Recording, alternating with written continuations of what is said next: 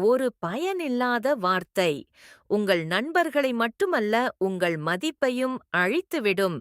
திருவள்ளுவர் இதைப் பற்றி என்ன சொல்கிறார் தெரியுமா? இன்று நாம் பார்க்கும் குறள் 192 பயனில பல்லார்முன் சொல்லல் நயனில நட்டார்கட் செய்தலிற் றீது.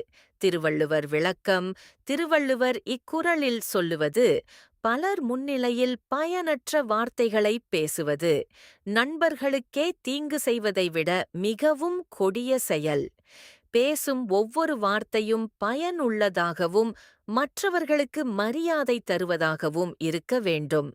சாலமன் பாப்பையா உரை ஒருவன் பலருக்கும் முன்னே பயனற்ற சொற்களைச் சொல்வது நண்பர்களுக்கு தீமை செய்வதைக் காட்டிலும் கொடியது.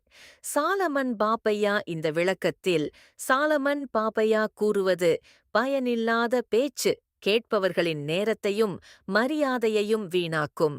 அதனால் தேவையற்ற வார்த்தைகளைத் தவிர்த்து பயனுள்ள சொற்களைப் பேசுவதே நல்ல மனிதனின் அடையாளம். உங்கள் கருத்து என்ன? அதிகம் பேசுவது நல்லதா அல்லது பயனுள்ளதாக பேசுவதா? காமெண்டில் பயனாக பேசுவோம் என்று பதிவிடுங்கள். இந்த குறள் உங்களுக்கு மனசுக்குள்ள டச் ஆச்சுன்னா லைக் பண்ணுங்க, ஷேர் பண்ணி இன்னொருவருக்கும் நல்ல எண்ணம் விதையுங்க. மிஸ்டர் மோட்டிவேஷன் தமிழ் சப்ஸ்கிரைப் பண்ண மறக்காதீங்க. தினமும் ஒரு திருக்குறள், மனசுக்கு ஒரு மருந்து.